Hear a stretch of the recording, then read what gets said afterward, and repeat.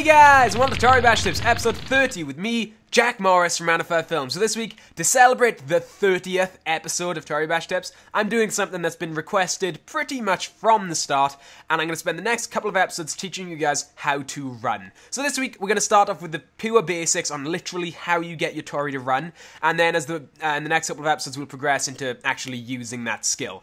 So, first of all, to practice running, and believe me, running is difficult no matter how much you know about it. Running in this game is always difficult. But I'm going to try and teach you the simplest way to run, and then we'll try to get more advanced as the weeks go on. So, and as I was about to say, which I kind of trailed off on, it's definitely something that you want to practice at all times. If you're bored, try running. Just give it a practice.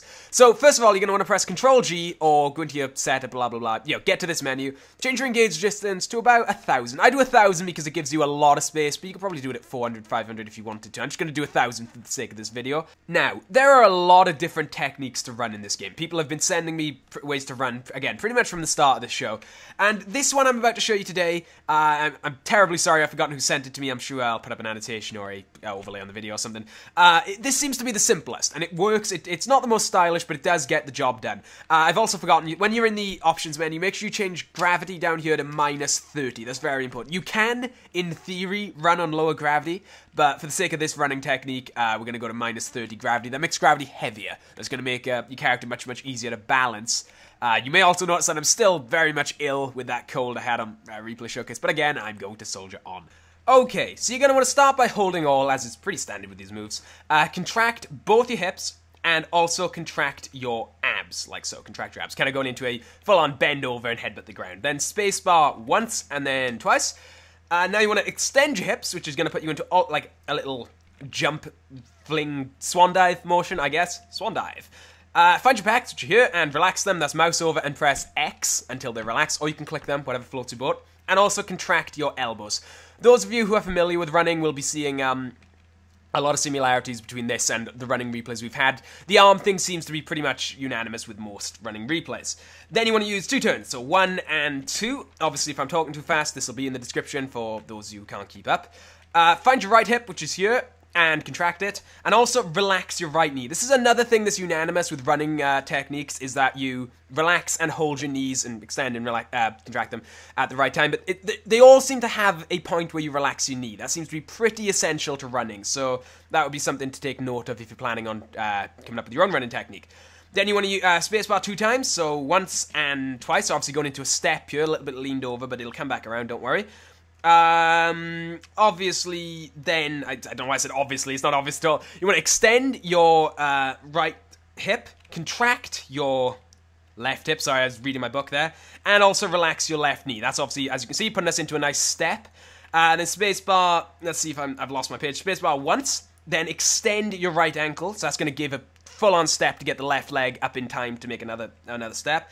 Then spacebar 2 times, 1 and 2. Then you want to extend your left hip, which is here, so extend it. That's going to obviously put into another step. Contract your right hip, again, putting you into a step. And contract your right ankle. Then spacebar once, extend your left knee. And now this is where running gets complicated. This is where it gets difficult and very easy to mess up. You basically rinse and repeat everything we've done until you reach your target. Now, honestly, that's something I'm not too good at yet, but we're going to give it a go.